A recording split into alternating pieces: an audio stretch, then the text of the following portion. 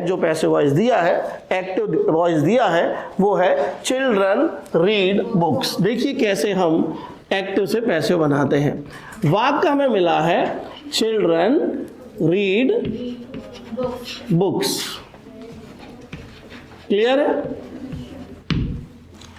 अब यहां पर ठीक चिल्ड्रन रीड बुक्स हमें जो सेंटेंस मिला है, इसका हमें पैसिव वॉइस बनाना है। क्या करते हैं पैसिव वॉइस बनाने में, जरा ध्यान रखिए। सबसे पहले आप सेंटेंस को देखेंगे और जानेंगे कि सेंटेंस में सब्जेक्ट और वर्ब और ऑब्जेक्ट कहाँ है। क्लियर? पहली अवस्था में हमने देखा रीड एक वर्ब है, तो चिल्ड्रन क्या है? सब्जेक्ट। वर्ब के उस तरफ सब्जेक्ट, इस तरफ ऑब्जेक्ट होता है। और ये वर्ब, अब वर्ब तो हमने लिख दिया, अब हम उसका रूप भी लिख देंगे कि ये फर्स्ट है कि ये सेकंड है। तो रीड वर्ब के बारे में आपको मालूम हो कि रीड वर्ब के तीनों रूप एक से होते हैं, लेकिन जब हम इसे पढ़ते हैं तो इसे रीड, इसे रेड और इसे रीड पढ़ते हैं। क्लियर है? तो चिल्ड्रन क्या है? बहुवचन, और बहुवचन के बाद रीड लिखा है, यानी ये फर्स्ट फॉर्म है। और फिर अगर हम इसको रेड पढ़ेंगे, स्पेलिंग यही रहेगी, तो ये सेकंड फॉर्म भी है। इसके अंदर कितने फॉर्म है? तीन। एक रीड, एक रीड्स और फिर रीड। क्लियर है? तो अब हमने देखा कि यहां हमने इसको फर्स्ट फॉर्म मान लिया, आप सेकंड भी मान सकते हैं। देखो एक ऐसा वाक्य आया है जिसमें एक वर्ब फर्स्ट भी है और सेकंड भी है। क्लियर है? लेकिन पढ़ने के ढंग में जब हम बोलते हैं, whenever we use these pronunciation in spoken English, तो फिर हम कहते हैं क्या? Read, red, read. क्लियर है? तो पहली अवस्था में हमने जान लिया कि कौन क्या है। क्लियर है? अब हम जानेंगे आगे के नियम। तो पैसिव बनाने के लिए ठीक सबसे पहला नियम आप लगाएंगे, सब्जेक्ट और ऑब्जेक्ट को आपस में बदलेंगे। ये क्या है? बुक्स। बी देखो बड़ा इसलिए लिखा क्योंकि सेंटेंस से शुरुआत हो रही है। और चिल्ड्रन को कहाँ ले जाएंगे हम? लास्ट में। क्या सभी लोग समझ गए? पहला नियम। अब हम यहाँ पर नियम लिखते जाते हैं। पहले नियम के अंतर्गत हमने सब्जेक्ट और ऑब्जेक्ट को आपस में बदल लिया। क्लियर है? एक एक करके करते जाना, कोई जल्दबाजी नहीं, रफ में करना पीछे। अब दूसरे नियम के अंतर्गत जो नया ऑब्जेक्ट आया है उसके पहले क्या लगा देंगे? बाय। तो ये हमने क्या लगा दिया? बाय लगा दिया। अब तीसरे नियम के अंतर्गत याद रखिए, यह नियम स्पेशल नियम है। जो पैसिव वॉइस है वो हमेशा वर्ब के तीसरे रूप से ही बनाए जाते हैं, या ऐसा कह सकते हैं कि पैसिव में हमेशा वर्ब का तीसरा रूप ही लगता है, दूसरा आईएनजी या पहला रूप वर्ब में क्या कहते हैं, पैसिव वॉइस में प्रयोग नहीं किया जाता।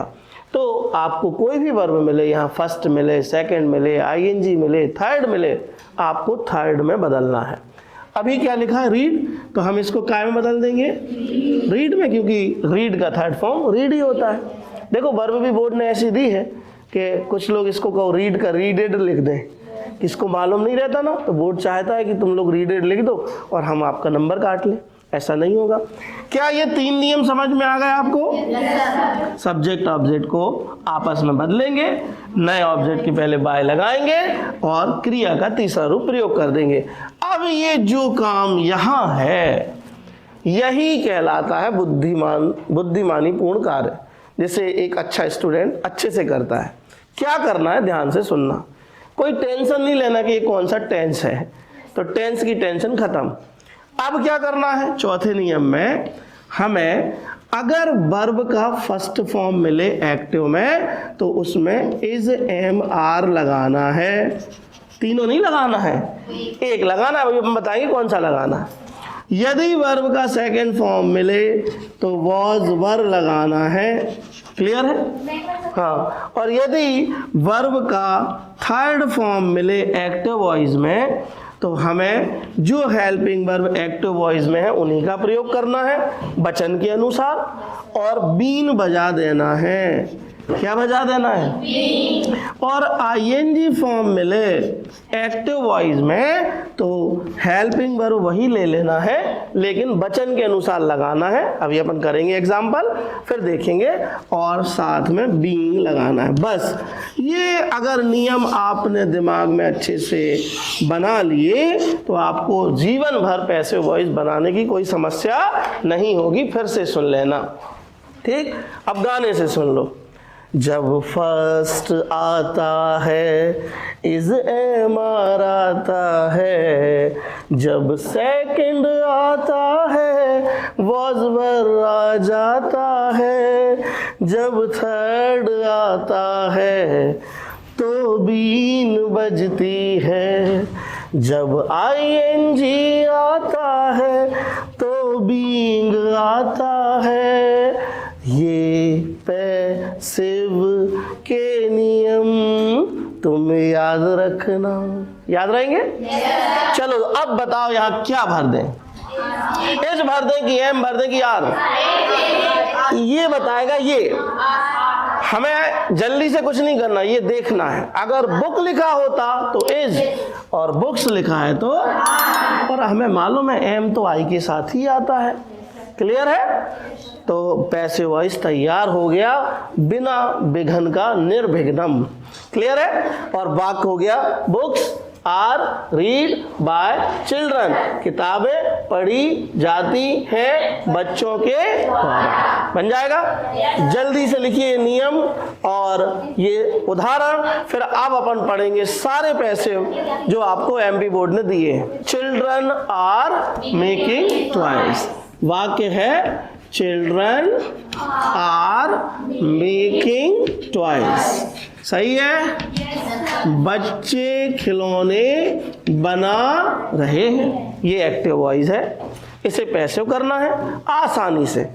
अब अगर आप रफ में कर रहे हैं तो पहले ऐसे जान ले कि ये क्या है? सब्जेक्ट। ये क्या है? Helping verb. ये क्या है? वर्ब का आईएनजी। और ये क्या है? ऑब्जेक्ट। ये आपको मुख्य उसमें आंसर शीट में नहीं लिखना, ये रफ में करके देखना। मुख्य में तो अपन को अंदर ले जाकर सही आंसर लाइन में लिखते हैं। अब पहला नियम लगाओ। पहला नियम क्या होता है? सब्जेक्ट से और ऑब्जेक्ट से। क्रिकेट देखा है ना, जब बॉल में एक बैट्समैन मारता है तो यहाँ का उधर भग जाता है, यहाँ का इधर आ जाता है और एक रन बन जाता है, और अगर नहीं पहुंचा तो रन आउट हो जाता है। तो हमें रन आउट नहीं करना। क्या आ जाएगा? ट्वाइस।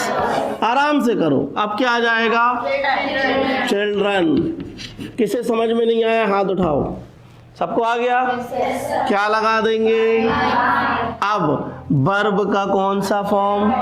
वर्ब का कौन सा फॉर्म? आईएनजी ही है तो आईएनजी ही नहीं लगाना, पैसिव में थर्ड ही लगता है। और हमें मालूम है कि मेक क्रिया का थर्ड फॉर्म मेड होता है। Make, made, made. क्लियर होगा? मैड नहीं। मैड मतलब तो पागल, जैसे मैंने कहा आई एम मैड तो मैं पागल हूँ, लेकिन मेड ये क्या है? क्रिया का तीसरा रूप। अब यहाँ की कसरत सोच समझ के करेंगे। हमने देखा था जब आईएनजी आता है, बीइंग आ जाता है, तो लो ये क्या आ गया? आ गया। और साथ में अब क्या लिखना है? यही हेल्पिंग वर्ब। इसी का मतलब हम वचन देखकर लगाएंगे। मान लो टॉय लिखा होता, हाँ, नहीं तो कोई कहे सर ने कहा था वही हेल्पिंग वर्ब लगा देना, तो टॉय लिखा है तो आर लगाओगे तो गड़बड़ हो जाएगी, है ना। तो यहाँ पर क्या करेंगे? पहले तो टॉयज है ही, अब क्या लगा देंगे? आर, और वाक्य तैयार हो गया। Toys are being made by children. खिलौने बनाए जा रहे हैं बच्चों के। चले आगे?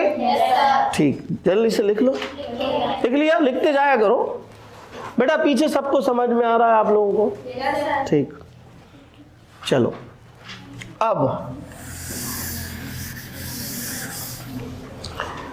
आगे चले। अब हम प्रैक्टिस सेट बी में, तो प्रैक्टिस सेट बी में हमें फिर एक बार पैसिव मिलता है और वो पैसिव है नहीं है। और सी में, अब सी में फिर मिला, अब उल्टा आया है। सी सेट में कहा गया है अब हमें पैसिव से एक्टिव बनाना है, तो जो नियम लगाए थे वो वापस खींच लेंगे, तो वाक्य कौन से वॉइस में बन जाएगा? बनाए। तो क्या है सेंटेंस बताइए? Hindi is taught by, yes, हाँ आ जाओ, Hindi is taught by mister Sinha sahab. ठीक, अब यह वाक्य पैसिव में दिया है और हमें इसे एक्टिव में करना है, कोई दिक्कत की बात नहीं है। अब उल्टे चलना है। अभी अपन कैसे चल रहे थे? सीधे। अब कैसे चलना है? तो पहुंचेंगे वहीं ना जहां से चले थे। ऐसा तो नहीं सीधे चल रहे तो सीधे पहुंच रहे, उल्टे चल रहे तो कहीं और पहुंच गए। अब चलिए, पहला क्या हम क्या करते थे अपन कि सब्जेक्ट और ऑब्जेक्ट को आपस में बदल देते, फिर बदल लेंगे। यहाँ क्या लिखा है? यहाँ क्या लिखा है? तो मिस्टर सिन्हा साहब कहाँ गए? आ गए। हिंदी कहाँ चली गई? पक्का? लो, हिंदी का एच इसलिए बड़ा लिखा है क्योंकि हिंदी एक भाषा का नाम है। क्लियर है? अब दूसरा नियम था कि हम क्या लगाते थे? तो इनसे कहेंगे बाई अब तुम जाओ, अब बर्तन ही नहीं है घर में, तो बाई को भगा देंगे। बाई मतलब काम वाली बाई। बाई भी चली गई। अब क्या मिला? और हमेशा थर्ड फॉर्म मिलेगा। अब हमें कैसे पता चलेगा कि वर्ब यहाँ पहले रूप में होगी कि दूसरे में होगी कि आईएनजी में होगी कि थर्ड में? तो हमारे पास गाना है ही क्या? जब फर्स्ट आता है इज एमआर आता है, जब सेकंड आता है वॉज वर आ जाता है, थर्ड आता है तो बीन बजती है। यहाँ बीन बज रही? नहीं बज रही। यहाँ पर वॉज है? नहीं है। क्या है? यानी यहाँ जो क्रिया है उसका कौन सा रूप होगा? पहला।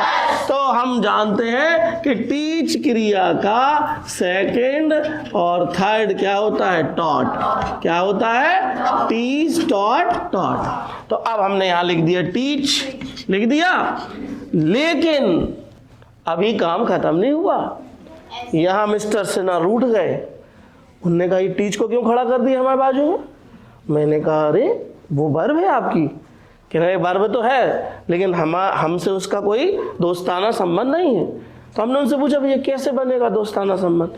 तो कहने लगे हम हैं अकेले, और जब हम अकेले हैं तो इस वर्ब में एस लगाओ, तब हम इसको स्वीकार करेंगे।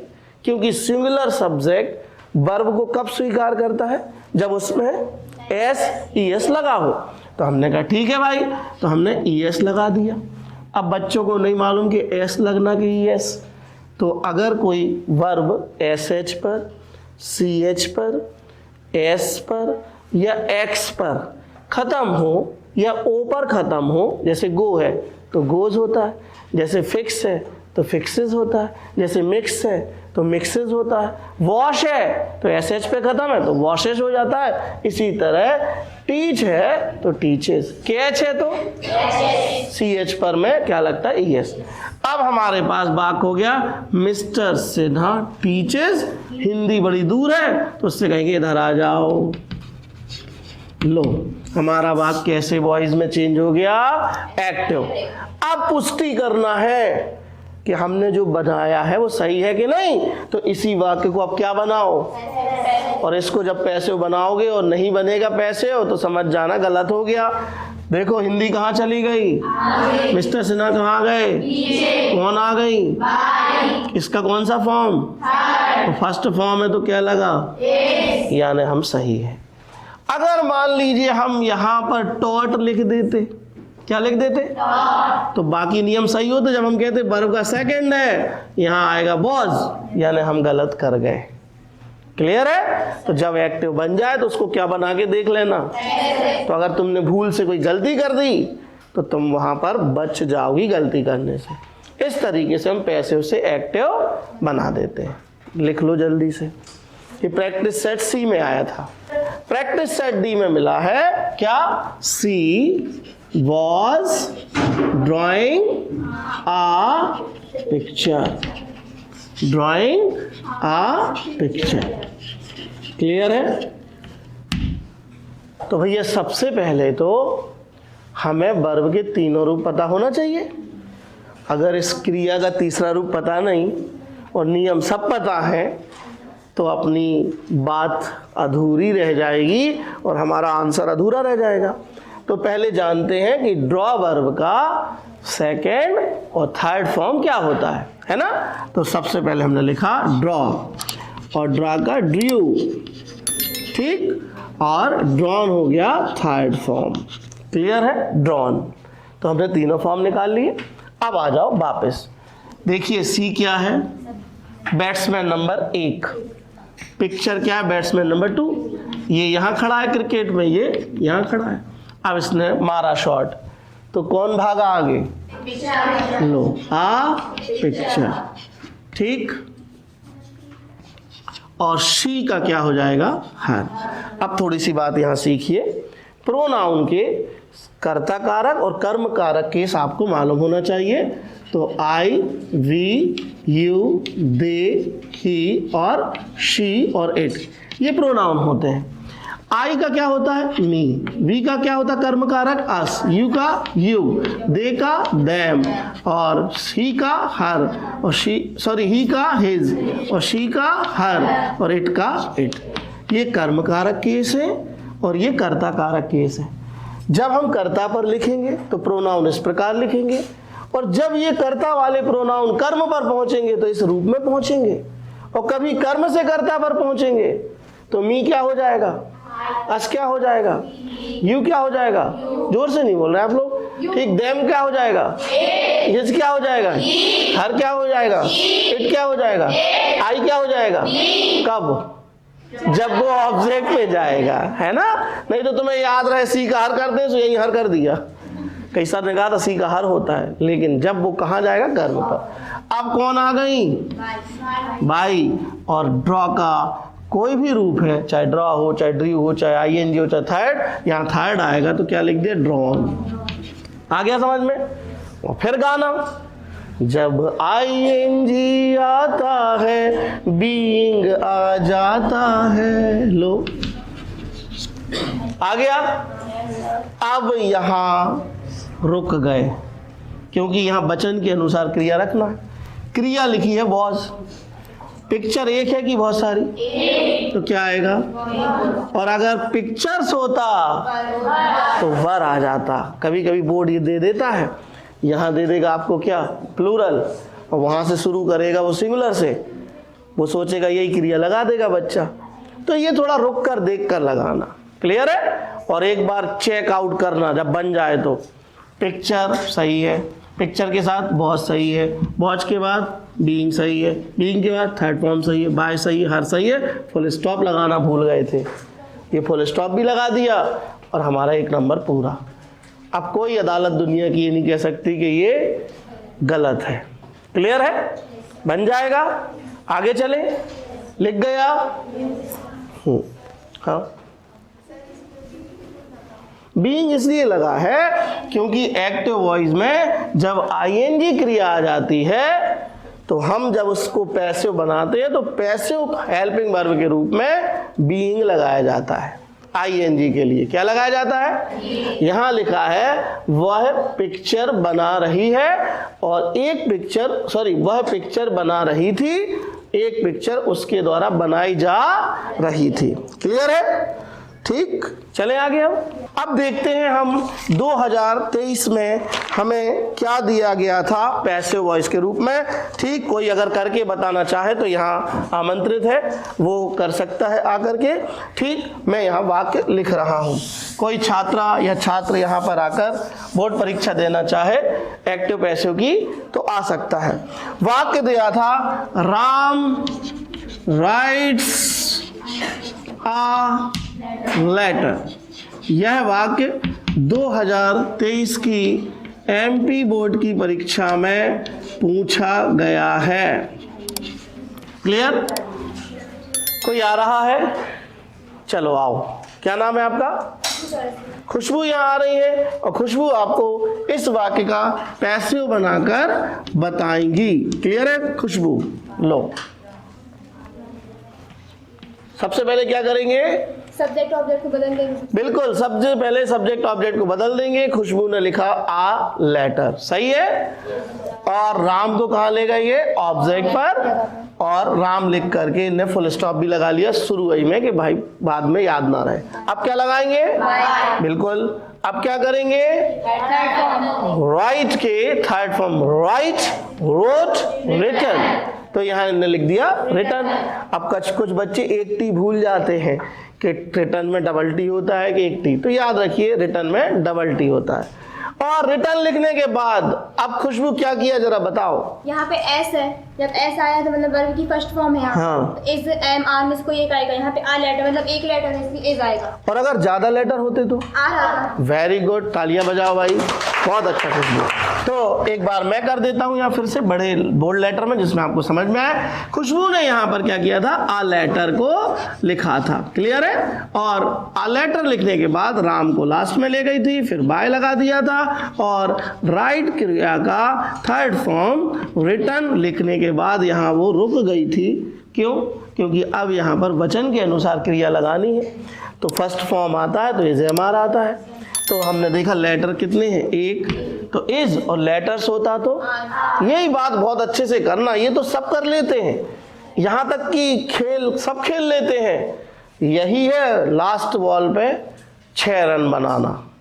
आ गया समझ में, पता चला अपने पूरे रन बना लिए, अब 6 रन चाहिए थे तो बोल्ड हो गए, उनने मैच हार गए। तो मैच नहीं हारना है। चले आगे। अब यहाँ पर हमारा वाक्य, they are making toys, they are making toys, बड़ा सरल वाक्य है। दीक्षा, ये आ गया ING। अब ध्यान रखना क्या आएगा आगे, टॉयज। देगा क्या होगा, क्या लगेगा, क्या हो जाएगा, और यहाँ बीइंग आ गया। और अब ट्वाइस, क्लियर। सूचना हम उस पे देंगे बेटा आपको ग्रुप में, क्लियर है। Toys are being made by them. और एक चीज रह गई थी, क्या लगा दिया, पैसों की कहानी खत्म। ठीक, तो आज की क्लास में हमने 2 चीजें बहुत अच्छे से सीखी हैं। इफ की जगह अनलेस लगाना, अनलेस की जगह इफ लगाना, और एक्टिव से पैसिव और पैसिव से एक्टिव बनाना। ये हमने जो अभी पैसिव वॉइस से एक्टिव वॉइस किए हैं, ये सब आपके sample paper, practice set paper 2022 और 23 में आने वाले किए हैं। ठीक, पैसिव वॉइस और भी प्रकार के होते हैं, मॉडल के भी होते हैं, इंपरेटिव के भी होते हैं, क्वेश्चन वाले भी होते हैं। ठीक, तो उनको हम अलग से आपको वीडियो बनाकर पूरा एक एक्टिव पैसिव का डालेंगे, उसमें आप देख लीजिएगा। इससे तो अभी आप प्रैक्टिस कर सकते हैं साधारण वाक्यों की। आज अपन ने सीखा है सिंपल वाक्यों के एक्टिव से पैसिव। ठीक है, इसको बंद कर दो। चलो।